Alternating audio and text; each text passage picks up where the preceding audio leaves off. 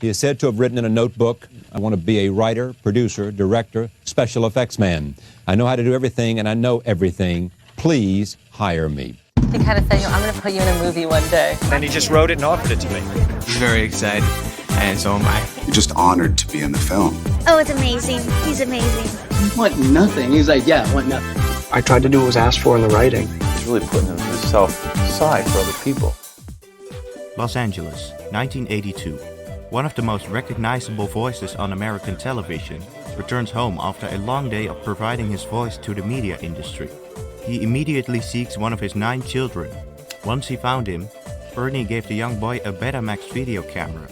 It reminded the kid of his fixations a couple years before, when he visited his grandma a block away. He looked across the street, where he saw a house with its windows blacked out and some lights standing in front of it. He wanted to know what's happening, to which his grandmother's neighbors responded, "A porn movie is being filmed."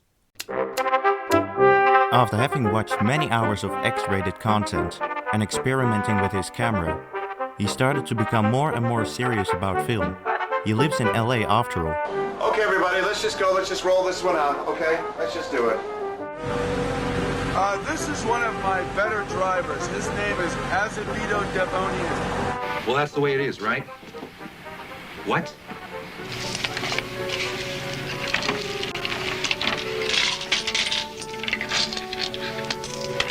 I enrolled in NYU, and I went there for literally 2 days. I walked into this class, and this teacher said, you know, if anyone is here to write Terminator 2, just walk out. And I thought, well, that's just not a good way to start. What if I do want to write Terminator 2? Terminator 2 is a pretty awesome movie. Now, with a film education, he really had the perfect ingredients to make his first signature feature film. The movie begins in a coffee shop in Nevada where a well-dressed stranger offers to buy a cup of coffee for a young man who's broke and apparently homeless. And our next movie is an extraordinary character study named Hard 8. It was retitled by the distributor and the company that paid for it as Hard 8, which sounds like heartache, but then if you make it Hard 8, it just sort of sounds like a porno movie. And what was the movie called originally? Sydney. And you took his dad out, Sydney. Okay, I'm gonna light a cigarette now, old timer. Buy yourself another suit with this roll. And you wrote it because of why? I wrote it because I had to, because it just came out.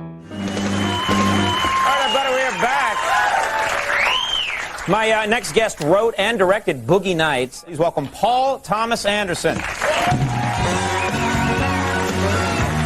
mean, you seem like a kid. How old are you? I'm 27. But 27 years old, and you've got a big movie. I read it and I thought it was really compelling and really, really wanted to do it. Boogie Nights is going to make him a star. No, I didn't do anything. All right, nothing.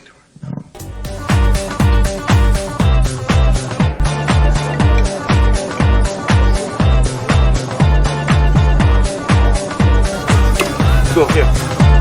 Taste that. Burt turns Mark Wahlberg into a skin flick star in the movie, which celebrates the 70s styles. Burt's a legend as well. He should have definitely won the Oscar, and I think he kind of hurt himself because he didn't get the movie. The critics have never been this kind to me. This is on my list of the 10 best films of the year. This is a wonderful film. That 1997 film earned 3 Oscar nominations and catapulted him to fame. His current film, Magnolia, continues in that tradition.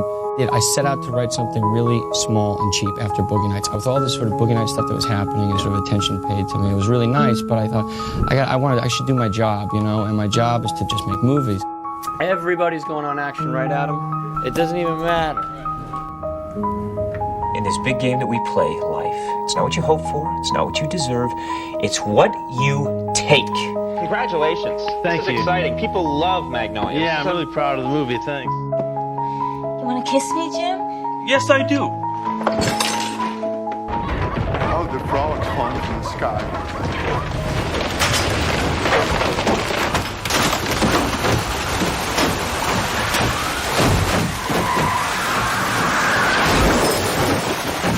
And it's just so creatively told, and the music and the acting so good. I mean, the entire cast was dynamite. It's usually special because it's a great script, and in the case of Boogie Nights and Magnolia, they're both great scripts. If you like Paul Thomas Anderson's films, you're gonna enjoy this. Now that it's over, I'm starting to look back at some of the pieces that I've dropped along the way of my life and trying to figure out maybe a new way to try and do it. Well, here's what happened. Paul called and asked to come and hang out. He wanted to work together, do a movie together, and I was just excited. Me and Paul, we became very friendly, and we were psyched about the movie, and we were talking about Barry Egan, and then out of nowhere you'd hear, "Oh, you guys are doing a movie together? That's weird." It's not weird when you're doing your work, and it's weird that something snaps you back out. He's funny to me. I have to go to the bathroom. I love him. I absolutely think he's the greatest. You understand me, sir? Shut up! Will you shut up? Shut up! Shut up! I have a love in my life. It makes me stronger than anything you can imagine. To me, I love him so much that trust of taking risks and saying he's going to do the right thing. On that note, I'm afraid our time is up. Thank you very much for being here. Thank you.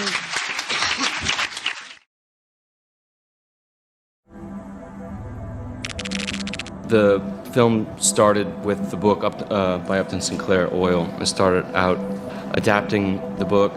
Tell the audience what the movie's about. The movie is about an independent oil prospector named Daniel Plainview and his battle with a young preacher named Eli Sunday and the relationship that he has with his young adopted son, H.W.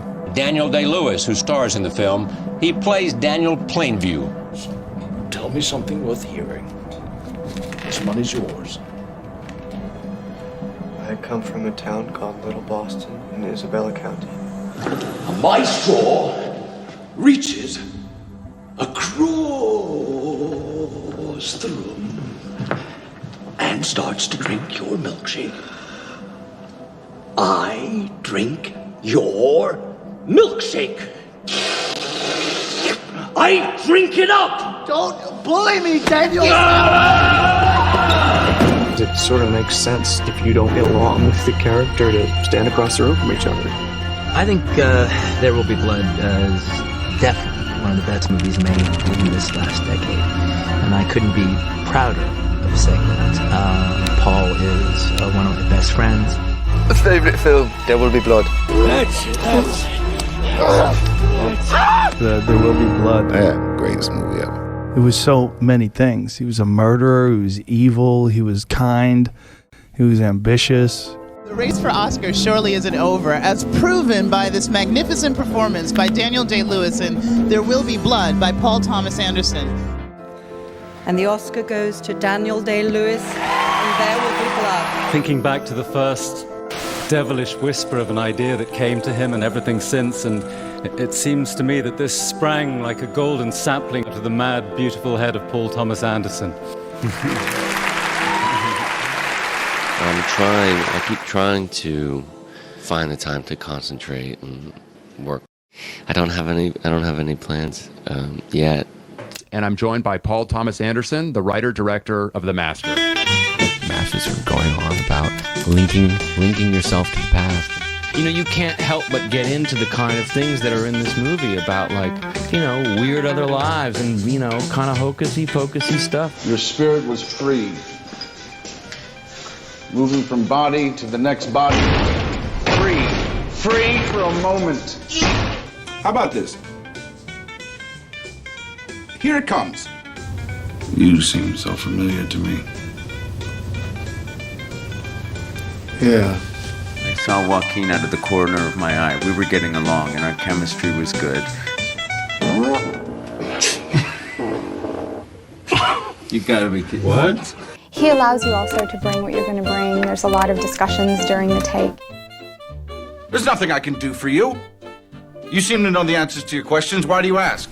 What's really amazing in this movie, like, you know, I mean, just he becomes a cult leader just in a snap of a finger. Can I ask you about Philip Seymour Hoffman? What's he like to direct? It's, you know, like having the keys to a good car.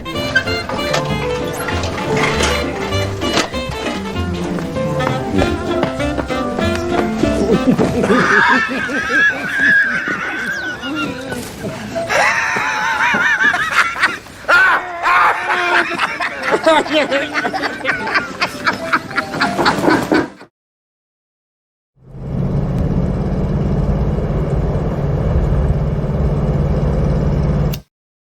name is Paul Thomas Anderson, and I'm the director of Inherent Vice. You work with somebody like Paul Thomas Anderson, it really gives you that opportunity. What's the beef here exactly? It just doesn't have much to do with... Shoto! Kinichiro! Dozo! Moto pancake! Moto pancake! Moto pancake! Hai! Hai! Hai! To have him direct you is such a wild thing because he lets you play, and it's more so he just wants to see how actors organically mix together and how they play out their characters. Any actor, if he hears that Paul Thomas Anderson is interested in them being in his film, says sure, and then they read the material. Well, they turned into the 70s. I really felt like we were in another era. I guess what the book was about to me was about how much we can miss people. I mean, literally, it's like sitting down and taking a massive bomb hit and watching Chinatown.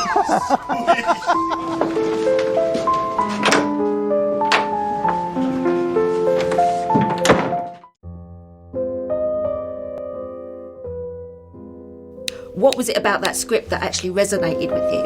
I had a very strong feeling to this script, and to this day, I don't really know what it was. Vicky came to us and was like everything right there. Like, she was forceful. She was independent. She sounded like she had this softness to her voice. You had the opportunity to work with like proper geniuses on this movie, like Paul Thomas Anderson, of course, and then the gentleman sitting next to you. He is the actual best actor in the world. When?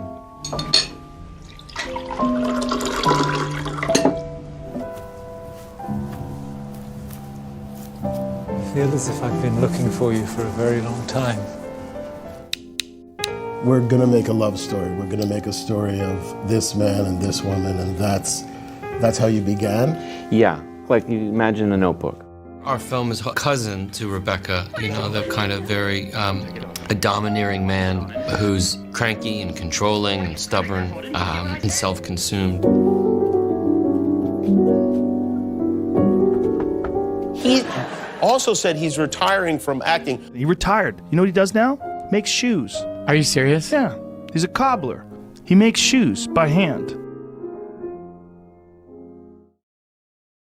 Tragic death of actor Philip Seymour Hoffman, a performer who was known for his extraordinary range. He was also known for his honesty about the struggles he faced away from the public eye. I don't really have a word to describe the relationship I have with Paul, but it's incredibly close. It's like family. You know, I'm finding issues whenever people ask me questions about how you got into character because I've never done it before. Sand, yeah, like sands, like the ocean, like Harborside sand? No, like stray sand. Sand. Seeing Bradley come out as John Peters in the first 10 minutes of being on set was a memory that I will never forget. I don't know, we were all just like witnessing something, and I see that in all of these movies that I've ever watched. It really was a new adventure every day, and I was just so grateful to be there.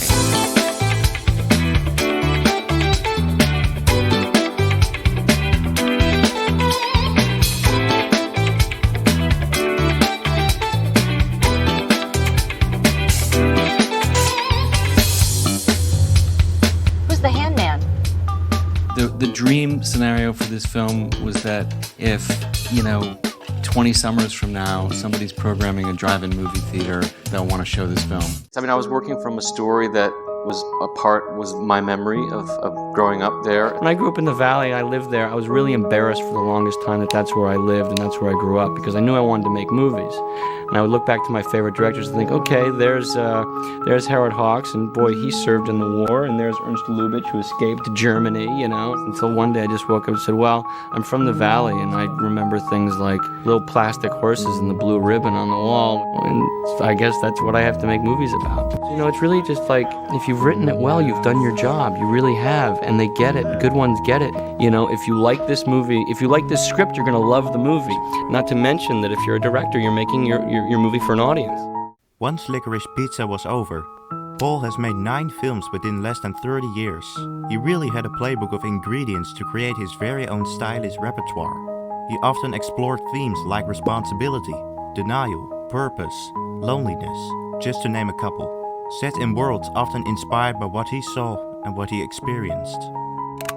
He directed films set on Californian oil fields in the early 1900s, to a detective in the 1970s, or nightclubs in the 1970s, or relationships in the 1970s, or a religious organization in the 50s. He worked with absolute movie stars, but he also gave the leading roles to young people who never acted before. He helped to revive Burt Reynolds' career. He gave Mark Wahlberg his opportunity to break through. He saw his friends retire or even pass away, all through what he was destined to do, writing and directing movies in his stylistic trademarks. Back again. I'm Jimmy Gator, and believe it or not, we are at the end of week 7, heading towards week 8 with these 3. Chatty, hi, Mr. Chatty. You have rice in your hair. Did you say hello to your brother-in-law? No. Hey, Barry, how you doing? Hi. How you doing? Let's go. Let's see. Come on. Good to see you. Saw you.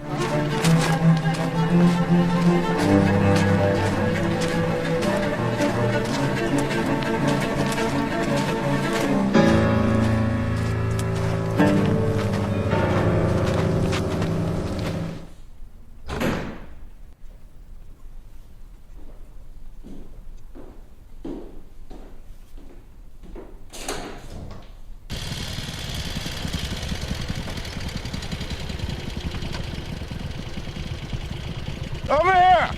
And with these trademarks, Paul really cemented himself as a passionate American director. At least for now. I'm finished.